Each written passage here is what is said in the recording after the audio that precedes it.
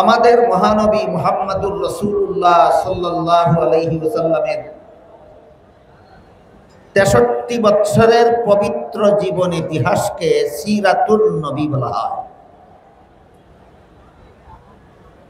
অতীতের সমাবেশগুলিতে এই মাঠে আমি বলেছি সিরাত শব্দের আবিধানিক অর্থ হলো অবস্থা, আর পরিভাষাগতভাবে কারো সিরাত বলতে তার জীবনের যাবতীয় অবস্থা অর্থাৎ জীবন ইতিহাস বোঝানো। আর নবী শব্দটি আরবিতে দুভাবে ব্যবহৃত, একটা হলো নবী আর একটা হলো আন-নবী। সিরাত শব্দের সাথে আন-নবী শব্দের সন্ধি হয়ে সিরাতুন নবী শব্দটি গঠিত। নবী বলতে যে কোনো নবীকে বোঝায়, আর আন-নবী বলতে শুধু আমাদের মহানবীকে বোঝায়। কাজেই সিরাত শব্দের সাথে আন-নবী শব্দের সন্ধি হয়ে যে সিরাতুন নবী শব্দটি গঠিত হয়েছে, এর অর্থ হলো আমাদের মহানবী মুহাম্মদুর রাসূলুল্লাহ সাল্লাল্লাহু আলাইহি ওয়াসাল্লামের ৬৩ বছরের পবিত্র জীবন ইতিহাস। এই পবিত্র ৬৩ বছরের জীবন ইতিহাসের কিছু অংশ আছে যা শুধু আলোচনা করা যায়, আমল করা যায় না, পালন করা যায় না। আর অনেকগুলি অংশ আছে যেগুলি শুধু আলোচনা করলে চলে না, আমল করতে হয়, পালন করতে হয়। তাই আমরা যদি বিস্তারিতভাবে বুঝতে চাই যে সিরাতুন নবীর কোন অংশ শুধু আলোচ্য, পালনীয় নয়, আর কোন অংশ শুধু আলোচ্য নয়, পালনীয়,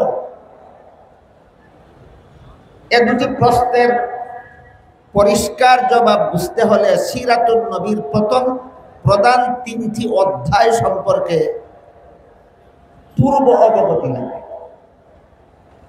আগের থেকে আমাদের জানা থাকা দরকার যে এই ৬৩ বছরের পবিত্র জীবন ইতিহাসের ৩টি অধ্যায় রয়েছে।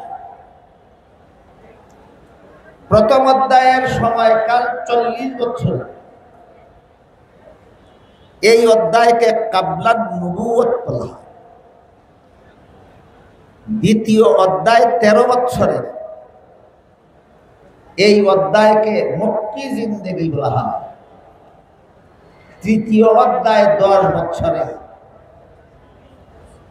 সিরাতুন নবীর এই শেষ অধ্যায়কে রাসূলের মাদানী জিন্দেগি বলা হয়।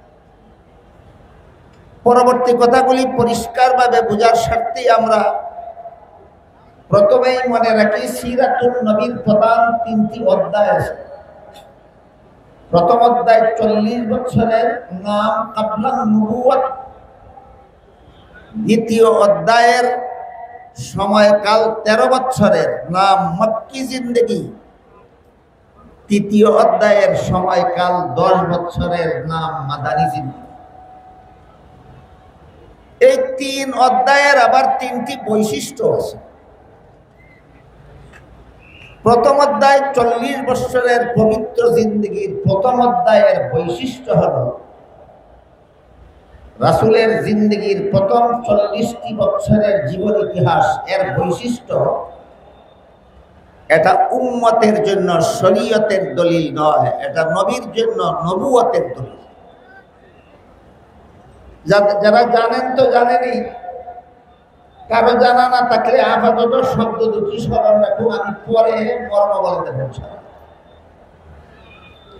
সিরাতুন নবীর প্রথম অধ্যায় ৪০ বছরের জিন্দেগি, এটা উম্মতের জন্য শরীয়তের দলিল নয়, এটা নবীর জন্য নবুয়তের দলিল। সিরাতুন নবীর যে অংশ উম্মতের জন্য শরীয়তের দলিল, সেই অংশ উম্মত শুধু আলোচনা করলে চলে না, আমলও করতে হয়, পালনও করতে হয়। আর সিরাতুন নবীর যে অংশ উম্মতের জন্য শরীয়তের দলিল নয়, শুধুমাত্র নবীর জন্য নবুয়তের দলিল, সেটা বিশেষ বিশেষ কতগুলি কারণে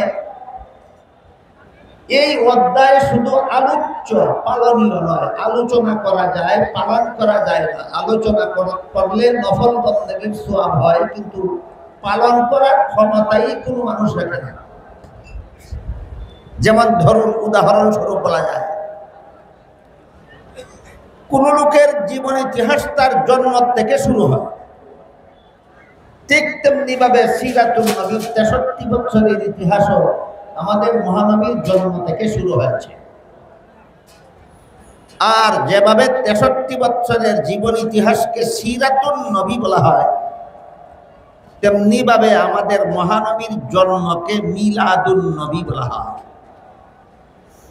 সিরাতুন নবীকে একটু পরিষ্কারভাবে বোঝার জন্যই পরিভাষা দিয়ে আমাদের মনে রাখা দরকার যে 63 বছরের জীবন ইতিহাসের নাম সিরাতুন নবী, আর নবীর জন্মের নাম মিলাদুন নবী।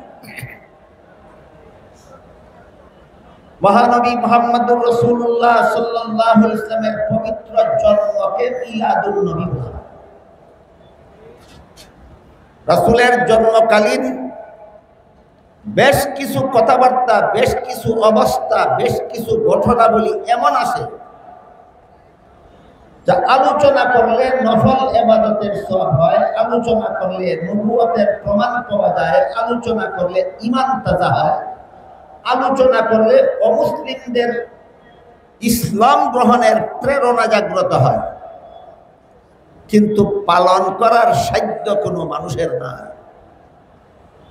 এর একটি উদাহরণ, রাসূল করিম সাল্লাল্লাহু আলাইহি ওয়াসাল্লাম মায়ের গর্ভ থেকে ভূমিষ্ঠ হওয়ার সাথে সাথেই আল্লাহর শুকরিয়া আদায় করে দোয়া পড়েছেন। রাসূল করিম সাল্লাল্লাহু আলাইহি ওয়াসাল্লাম মায়ের গর্ভ থেকে খতনাকৃত অবস্থায় ভূমিষ্ঠ হয়েছেন। রাসূল করিম সাল্লাল্লাহু আলাইহি ওয়াসাল্লাম মায়ের গর্ভ থেকে নার কাটা অবস্থায় ভূমিষ্ঠ হয়েছেন। বুঝা থাকলে একটু দয়া করে বলুন, খতনাকৃত অবস্থায় ভূমিষ্ঠ হওয়া, নার কাটা অবস্থায় ভূমিষ্ঠ হওয়া, ভূমিষ্ঠ হওয়ার সাথে সাথে আল্লাহর শুকরিয়া আদায় করে দোয়া করা আর কোনো মানুষের পক্ষে সম্ভব না, একমাত্র মহানবীর পক্ষে সম্ভব। তাহলে ঘটনাগুলি কার জন্য, কিসের দলিল? যদি উম্মতের জন্য শরীয়তের দলিল হতো, উম্মতকেও হত্যাকৃত অবস্থায় জন্ম হবার ঘটনা অনুকরণ করতে হতো, পালন করতে হতো। যদি ঘটনা উম্মতের জন্য শরীয়তের দলিল হতো, উম্মতকেও নার কাটা অবস্থায় ভূমিষ্ঠ হওয়ার ঘটনা পালনীয় হতো। যদি উম্মতের জন্য শরীয়তের দলিল হতো, উম্মতকেও ভূমিষ্ঠ হওয়ার সাথে সাথে শুকরিয়া আদায় করে দোয়া করতে হতো।